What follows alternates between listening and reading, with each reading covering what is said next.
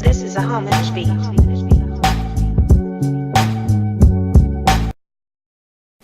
Hi everybody, welcome to D Nasty's Real Talk. Hope you're having a good one. I'm D Nasty, your host. I'm really excited about doing this show. This is the first episode of this discussion and debate-based talk show on YouTube. A little while ago, I put up a video basically introducing everything this is going to be about. We'll have guest interviews, we'll have sketches, we'll have all types of fun things for you to watch and exchange ideas with us, and even have an open space for you guys to send in comments and possible topics you want me to talk about. So without further ado, let's get right into it. I'm just going to start talking about things that I've noticed and want to speak on. First thing going on basically in my mind is the NBA offseason. I'm sure we're all pretty well versed in that right now. After the Warriors won the championship, all the teams started locking and loading trying to get better. The Cavs have been a little stagnant. People have been wondering if LeBron James is going to go to the Lakers. I think he should. But they signed Jeff Green a little while ago. But the Celtics, my team, who I really want to talk about, they've made some big changes. They signed Gordon Hayward, first-time All-Star, scores 20 points a game. He's a pretty good player. But they traded Avery Bradley, who probably should have been on the all-defensive team this year. Was a big part of our team for the last few years. I think he's been the longest tenured Celtic on the team for a while, and now he's gone. And he was our second leading scorer, and I don't know how we're going to make up for that. We traded him to Detroit for Marcus Morris, who's a good wing who can put a body on LeBron, but like I said, we really weakened ourselves at the guard position for now, so hopefully Gordon Hayward pans out. And it also creates another juncture with Jay Crowder, who noticed the writing on the wall a couple months ago when fans cheered for Gordon Hayward, because these guys coming in potentially are going to be his replacement. They're going to take minutes away from Jay Crowder, someone who's put in a lot of work for this team and has become the heart and soul of this team. So we'll see how that turns out. Another team who's been on the come up is the Timberwolves. They traded for Jimmy Butler for basically nothing. Signed Jeff Teague, got Taj Gibson reunited with Tom Thibodeau. So they'll be fun to watch this year with Andrew Wiggins and Karl Anthony Towns. Actually, they just signed Jamal Crawford too, so they'll be really interesting to watch. The Rockets trading for Chris Paul. The Thunder trading for Paul George. Teams are really just building super teams, because after Kevin Durant went to the Warriors, it really created a gap and a disparity in the league between the teams. Now there's only 2 or 3 good teams who you know are going to be competitive each year. That's a little boring.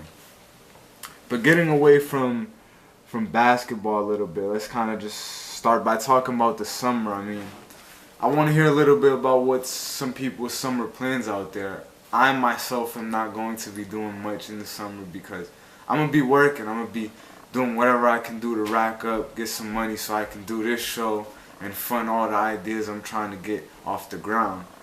But I'm always interested to hear about what's going on with you guys. Maybe you can give me some suggestions on a day I might be free.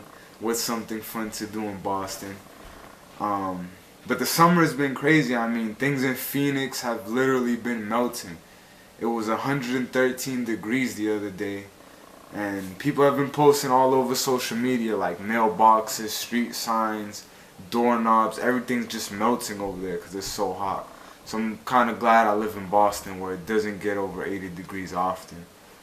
I just seen the Tupac movie though. It was a good movie. I enjoyed to see all the events of Tupac's life put in a linear fashion that way. Me being a longtime fan of Tupac, I've known about these events and I've known about the story for a long time. But seeing it for the first time ever on the big screen was really different, really special. I gave the movie a 6.5 out of 10 because, that being said, it didn't show Tupac in the proper light that I would have expected. You know, Tupac was a revolutionary. Tupac was a visionary. He wanted to get all his people together and bring us out of poverty and bring us out of our troubles. So the movie didn't really portray that. They focused more on his star lifestyle, you know, his lifestyle about getting money and portraying what he did in the music, which kind of takes away from the bigger message if you ask me. But it was fun. I liked seeing it. John Singleton actually, who was gonna direct the movie, he actually backed out a couple months ago before it was released, and someone else directed it. But he made a post on Twitter where he said the movie should have been our generation's Malcolm X. It should have had that kind of standing that really inspired kids and teens and our youth to stand up and make a difference and have a voice in today's society. And that opportunity was taken away. The movie did not do that. But it was a fun movie to watch. I mean, that's how it is with Hollywood nowadays. You're not gonna get a big inspirational movie, a big movie that tells you this message about what you need to do to change. You know, all these movies have the same kind of agenda, which is to keep you blinded and keep you focused on something totally different than what's intrinsic in our values. But now I'm getting too into those things, so let's keep it on the conversation of movies. Spider-Man Homecoming just came out. I haven't seen it yet, but I am excited. I want to go see it. Had a couple friends that went to go see it. So if you did see it, I mean, don't spoil it for me, but tell me what you think. Should I go see it? Should I even waste my time? Will it be a waste of time? Because I really like the Marvel Cinematic Universe. I've been a fan of it since I was a kid. I've always read comic books. Superheroes have always been one of my go-to interests. So I want to see Spider-Man really bad, but I don't know how they're gonna get this new kid, Tom Holland, I think is his name. I don't know how they're really gonna push him to be this next face. I'm from the generation that had Tobey Maguire as Spider-Man. You know, I didn't take too kindly to the last dude who was an amazing Spider-Man.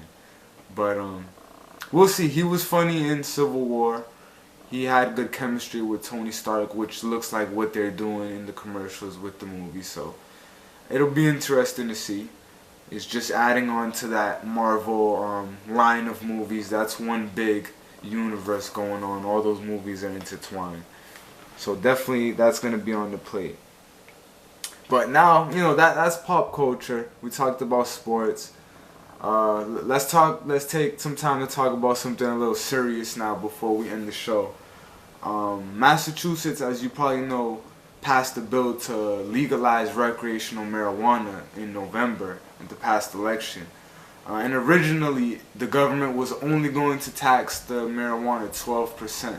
But now it's just recently been revised where they're going to tax it 28% now, which is a big difference.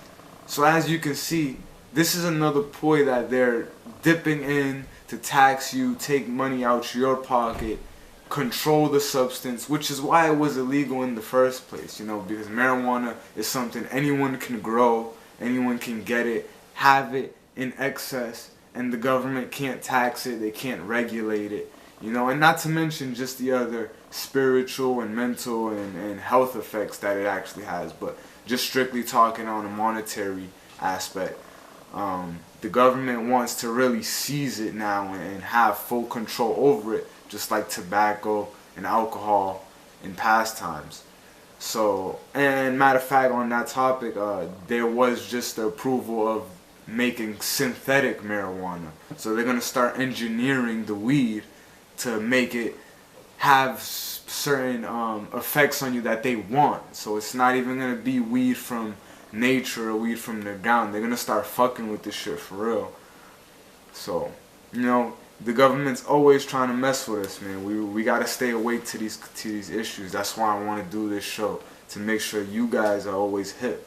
I'm giving you the information, so there's no reason you shouldn't be aware of these things. And I mean, there's a couple things that have been going on, like on social media. Like, I know Black China and Rob had their little issue, but I don't give a fuck about that. That's stupid. I'm not gonna really talk about that. Migos and Joe Budden had their little beef. Migos apparently was, what's the guy's name? Offset or Takeoff. One of them was talking to Joe Budden in the interview, and he wasn't even like enunciating the words right.